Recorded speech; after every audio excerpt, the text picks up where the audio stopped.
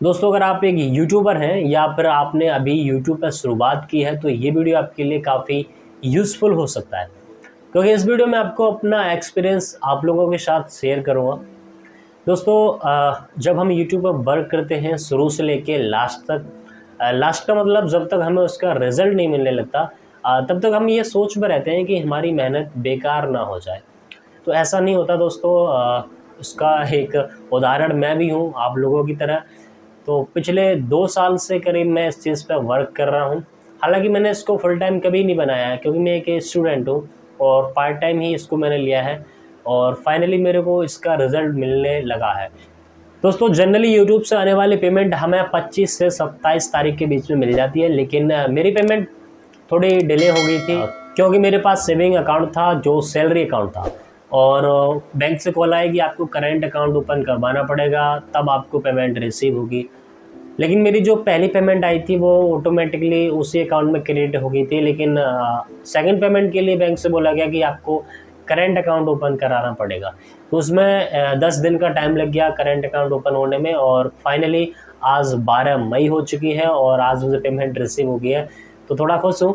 अगर आपका भी HDFC बैंक में अकाउंट है और आप पेमेंट रिसीव कर रहे हैं यूट्यूब से, तो ये वीडियो आपके लिए काफ़ी यूज़फुल है। और दोस्तों, वैसे यूट्यूब की कुछ टर्म कंडीशन रहती हैं, जब तक आपके एडसेंस अकाउंट में $100 कंप्लीट नहीं हो जाते तब तक आपको पेमेंट नहीं दी जाती है, क्योंकि ये उसकी एक कंडीशन है। अगर आप नेट बैंकिंग यूज़ करते हैं तो आप नेट बैंकिंग से अपने बैंक को एक इन्फॉर्मेशन दे सकते हैं कि यूट्यूब से हमारे अकाउंट में पैसा आने वाला है। तो चलिए मैं आपको बताता हूँ कि आप कैसे नेट बैंकिंग का यूज़ करके पैसा रिसीव कर सकते हैं।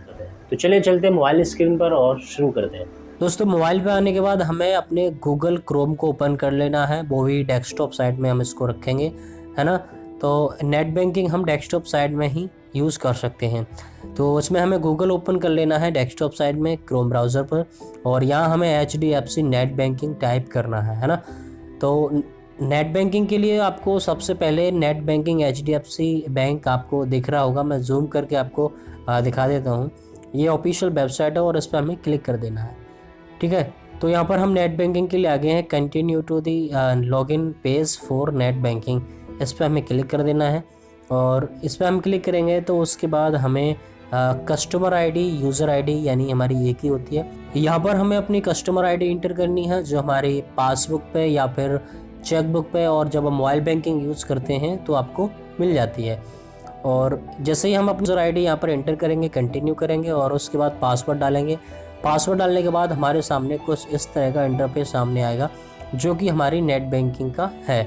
तो यहाँ पर हम नेट बैंकिंग में आ चुके हैं और यहाँ पर हम देखेंगे अकाउंट समरी के नीचे, यहाँ पर हम नीचे इसको स्क्रॉल करेंगे तो साइड में आपको जूम करके आपको दिखाता हूँ। तो यहाँ पर सबसे पहले आपको एक फॉरेन करेंसी इनवर्ड ऐसा ऑप्शन आपको यहाँ पर दिख रहा होगा, आप देख सकते हैं। मैंने जूम किया हुआ है और इसको हाईलाइट भी कर रहा हूँ। तो ये ऑप्शन आपको मिलता है आपकी नेट बैंकिंग में। तो इसका मतलब है कि जो फॉरेन कंट्रीज़ होती हैं वहाँ से जो आपका पैसा रिसीव होता है, चाहे US डॉलर हो या फिर कोई और करेंसी, तो वो यहाँ से हम अपने बैंक को इन्फॉर्म कर सकते हैं। तो इस पर मैंने क्लिक किया है और इस पर मैंने क्लिक कर दिया। तो यहाँ पर आप देख सकते हैं कि रिमिटेंस डिटेल्स हमें दिखाई जा रही हैं, जो मैंने हाइड कर रखी हैं, पर्सनल हैं। तो कुछ आपके अकाउंट नंबर और बेनिफिशियरी नेम आपको रहेंगे। तो P1007 इंटरनेट एडवर्टाइजिंग रेवेन्यू है, ये कोड है, हमें याद रखना चाहिए। और यहाँ पर आप देख सकते हैं कि साइड में कंटिन्यू का एक ऑप्शन हमें नज़र आ रहा है, इस पर हमें क्लिक कर देना है। और इस पर क्लिक करने के बाद जो अगला पेज होगा, तो यहाँ देख सकते हैं बेनिफिशियरी नेम, अकाउंट नंबर और रिमार्क स्विफ्ट जो हमें दिया गया है P100 इंटरनेट एडवर्टाइजिंग रेवेन्यू। और यहाँ पर भी हमें वही सेलेक्ट कर लेना है P1007, जो trade fair advertising trade fair के नाम से होगा, देखते हैं यहाँ पर। तो यहाँ पर आप देख सकते हैं कि कहाँ गया ये क्या P1007 advertising trade fair service, ये हमने सेलेक्ट कर लिया। और जो हमारा स्विफ्ट के आगे जो दिया है हमें वो पूरा कॉपी कर लेना है। यहाँ पर कॉपी करने के बाद रिमार्क में इसको हम पेस्ट कर देंगे। तो मैं यहाँ पर पेस्ट कर देता हूँ कंट्री ऑफ डेस्टिनेशन, यानी जो हमें कहाँ से आ रहा है ये रेवेन्यू। तो आप जानते हैं कि हमारा जो सिंगापुर है, हम उसको सेलेक्ट कर लेते हैं। हम देखते हैं नीचे, एस पे होगा, हाँ सिंगापुर, ये मैंने सेलेक्ट कर लिया और उसके बाद कंसेंट देता हूँ, यानी टिक कर देता हूँ यहाँ पर, I confirm that purpose code, पूरी डिटेल ठीक है मेरे द्वारा और मैं इसको कंटिन्यू कर देता हूँ। एक बार आप और देख सकते हैं इसको, इस तरीके से ही आपका होना चाहिए और कंफर्म पे क्लिक कर देते हैं हम इधर। कंफर्म पे क्लिक करने के बाद रिक्वेस्ट प्लेस्ड सक्सेसफुली, बैंक को भेज दी गई है और बैंक इसको देखेगा और उसके बाद उन्हें इसके बारे में इन्फॉर्म हमने कर दिया है। तो वहाँ से क्या है कि हमारा जो अमाउंट होगा वो ऑटोमेटिकली हमारे अकाउंट में क्रेडिट कर दिया जाएगा। अगर नहीं किया जाता है, पहले तो मैं आपको बता दूं कि ये आपका कर दिया जाएगा। मेरा हुआ ये था कि मेरे पास सेविंग अकाउंट था, मेरे को करेंट अकाउंट ओपन करवाना पड़ा, तब जाके मुझे ये मिला है। आई होप आप इस तरीके से कर सकते हैं।